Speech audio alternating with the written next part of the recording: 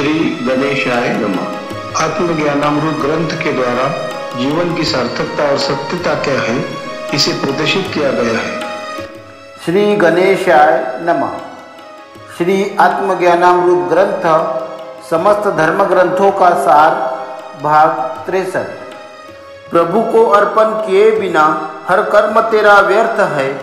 पाप पुण्य तू अपने त्याग कर संसार बंधन से मुक्त है। सुख दुख पहले से ही तय है, प्रारब्ध तेरा बलवान है। आत्मा की तू शक्ति बढ़ा ले, प्रतिकूलता पर यह प्रहार है। श्लोकार्थ। इंसान दुनिया में कितना भी धन कमा ले, कितने भी भौतिक संसाधनों का संग्रह कर ले, परंतु जीवन के अंत में सब यहीं पर धरा का धरा ही रह जाएगा। इसका कोई महत्व नहीं रहेगा। इस धरती पर परमात्मा की ऐसी व्यवस्था है कि मृत्यु के समय संसार की सभी वस्तुएं व्यक्ति के लिए मिट्टी के समान ही रह जाती है।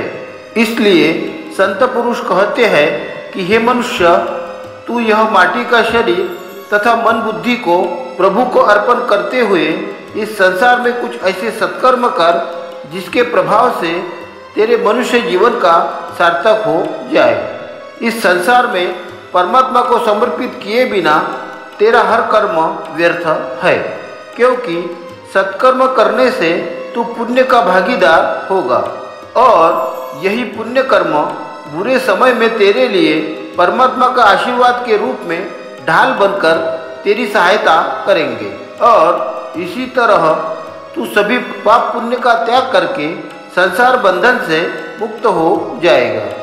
इस संसार में तुझे जो भी कष्ट मिले हैं वह तेरा पिछले जन्म के प्रारब्ध योग का परिणाम है, क्योंकि सुख तथा दुख यह आपको पिछले जन्मों के कर्मों के अनुसार पहले से ही तय हो जाते हैं। इसलिए मनुष्य को चाहिए कि अपनी अंतरात्मा में झांक कर निरंतर अपनी आत्मशक्ति बढ़ाने का प्रयास करें। ऐसा करने से आप विपरीत परिस्थितियों का सामना सहज रूप से करके परमात्मा के साक्षात्कार को उपलब्ध हो सकेंगे। जब जरूरी हो तभी कुछ बोले, वाणी में सदा तेरे मिठास हो। क्रोध में कोई बात न करना, हृदय तेरा नम्रता से संपन्न हो। जुबान यह तो दोधारी तलवार है, इस पर हमेशा तेरा वश हो। मौन तो एक सबसे बड़ा गुण है, इसका सदा ही तुझे ध्यान हो। श्लोकार्थ। मनुष्य को अपने वाणी पर सदा नियंत्रण रखना चाहिए। जब जहाँ जिस बात की जरूरत है वहीं पर बोलना चाहिए। जहाँ जरूरत नहीं है, जहाँ आपकी बातों को महत्व नहीं दिया जा रहा है या जहाँ पर आपकी बातों को हवा में उड़ा देने का प्रयास किया जा रहा है, वहाँ पर कभी भूलकर भी अपनी जुबान नहीं खोलना चाहिए। यदि आप ज्ञान धर्म की बातें कर रहे हो और वहाँ पर उपस्थित लोग सांसारिक बातों में इतने मशगूल है कि आपकी बातों का ना ही उन पर कोई असर पड़ रहा है और ना ही वे आपकी बातों को सुनने में कोई रुचि दिखा रहे हैं, तो इस समय वक्त की नजाकत को देखते हुए आपको चुप रहना चाहिए और ज्ञान का अपव्यय नहीं करना चाहिए। इसके संदर्भ में श्रीमद् भगवद गीता में स्वयं भगवान कृष्ण ने कहा है कि दुष्ट बुद्धि के लोगों को ज्ञान की बातें पसंद नहीं आएगी और वे उसका मजाक बनाएंगे और इस तरह मेरा अपमान होगा। जहाँ पर आत्मज्ञान को सुनने के जिज्ञासु लोग उपस्थित हो, वहाँ पर आपको आपकी वाणी में मधुरता तथा नम्रता का उपयोग करते हुए परमात्मा के अनंत अनंत गुणों का बखान करना चाहिए। साथ ही बात करते समय अपनी जुबान पर नियंत्रण रखते हुए दूसरों को क्रोध आए ऐसी कोई भी बात नहीं करना चाहिए और जहाँ चुप रहने का समय है वहाँ पर अवश्य ही मौन धारण करके अपनी वाणी को पूर्ण विराम देना चाहिए। तीनों गुणों से भ्रमित होकर जीवात्मा स्वयं को कर्ता कहता है, अहंकार से क्रोध उत्पन्न होकर सदा खुद का ही दमन करता है। अगर मन कुटिलता से भरा रहे तो मन माया में उलझा रहता है। संसार एक स्वप्न है, यह ज्ञान होते ही सत्य प्रकट हो जाता है। श्लोकार्थ।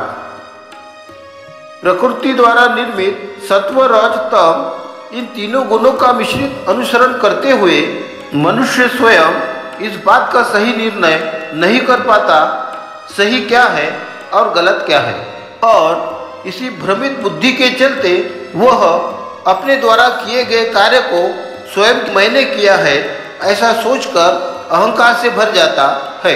इसी अहंकारी वृत्ति के द्वारा उसका स्वभाव क्रोधी होकर वह स्वयं के विनाश का कारण बन जाता है। उसके मन में तरह तरह के बुरे विचार अपना घर बना लेते हैं। फिर वह संसार की मोह माया के चक्रव्यूह में फंसकर वहां से बाहर निकलने के सभी रास्ते भूल जाता है। परंतु यदि मनुष्य अपने बुद्धिबल का प्रयोग करते हुए संसार के सभी क्रियाकलापों को एक स्वप्न के समान समझता है और व्यक्ति के द्वारा होने वाले सभी कर्म परमात्मा के आदेश के अनुसार होते हैं ऐसा मानता है, तो उसे आत्म साक्षात्कार होकर वह परमात्मा के सत्य स्वरूप को जान सकता है। क्योंकि वास्तविकता तो यह है कि जो हम रात्रि में नींद आने पर देखते हैं वह स्वप्न है, और दिनचर्या में जो व्यवहार करते हैं वह भी एक स्वप्न ही है। फल अगर परिपक्व हो जाए तो वह वृक्ष से अलग हो जाता है। सतगुरु से प्रीत हो जाए तो हर काम तेरा सफल हो जाता है। परम रहस्य की प्रचिति होने से संसार का मोह भंग हो जाता है। जैसे सूर्योदय होने से धरती का सारा अंधकार नष्ट हो जाता है। श्लोकार्थ। जिस प्रकार वृक्ष पर लगा हुआ फल जब अपनी पूर्णता को प्राप्त हो जाता है तब वृक्ष की डाली से टूटकर वह अलग हो जाता है, इसी तरह परिपक्वता की स्थिति के उपरांत आत्मा एक शरीर का त्याग करके दूसरे शरीर में प्रस्थान कर लेता है। उस स्थिति में शरीर का महत्व समाप्त हो जाता है। इसलिए संतजन हमें कहते हैं कि सद्गुरु से हमारा संबंध जुड़ जाए और हम उनके बताए हुए मार्गों का अनुसरण करते हुए जीवन के शुभ कर्मों को बढ़ावा देते हैं तो हम जीवन के हर क्षेत्र में सफलता हासिल कर सकते हैं। सद्गुरु के सानिध्य में हम नित्य रहते हैं तो हमें परमात्मा के हर समय नित्य नए नए अनुभव होने लगते हैं, साथ ही परम रहस्य की प्रचिति होने लगती है। इसके परिणाम स्वरूप हमें इस नश्वर संसार की क्षण भंगुरता का ज्ञान होते ही संसार के पदार्थों से हमारा मोह छूट जाता है और वैराग्य की स्थिति प्राप्त हो जाती है। जिस प्रकार सूर्य का उदय होने से अंधकार नष्ट होकर सब जगह उजाला हो जाता है, ठीक इसी तरह परमात्मा का स्मरण होते ही बुद्धि से अहंकार रूपी दुर्गुण दूर होकर व्यक्ति के भीतर भक्ति युक्त कर्म करने की कार्यक्षमता का विकास होकर उसके जीवन का उत्थान हो जाता है। एक बीज को पाकर धरती माँ हमें कई गुना फल देती है, बांटने से बढ़ता जाएगा, प्रकृति का नियम यही सिखाता है। फूल हमेशा हमें खुशबू देकर हमारे तन मन को महकाते हैं, सुख के त्याग से ही जीवन सुखमय होगा, रहस्य यही समझाते हैं। श्लोकार्थ। जब किसान खेती में बीज की बुआई करता है, खत पानी की व्यवस्था करता है, तब एक बीज के बदले धरती माता की कृपा से कई गुना फल उपलब्ध हो जाते हैं। इसका अर्थ यह हुआ कि प्रकृति के नियम के अनुसार हमारे जीवन में हम जो भी सत्कार्य करते हैं, जो भी दान धर्म करते हैं, उसका स्वीकार करके परमात्मा हमें उसका कई गुना करके लौटाता है। जब हम बगीचे में जाते हैं वहाँ पर तरह तरह के रंगी बिरंगी सुगंधित फूल हमारे सभी दुख दर्द भुलाकर हमें आनंद से भर देते हैं।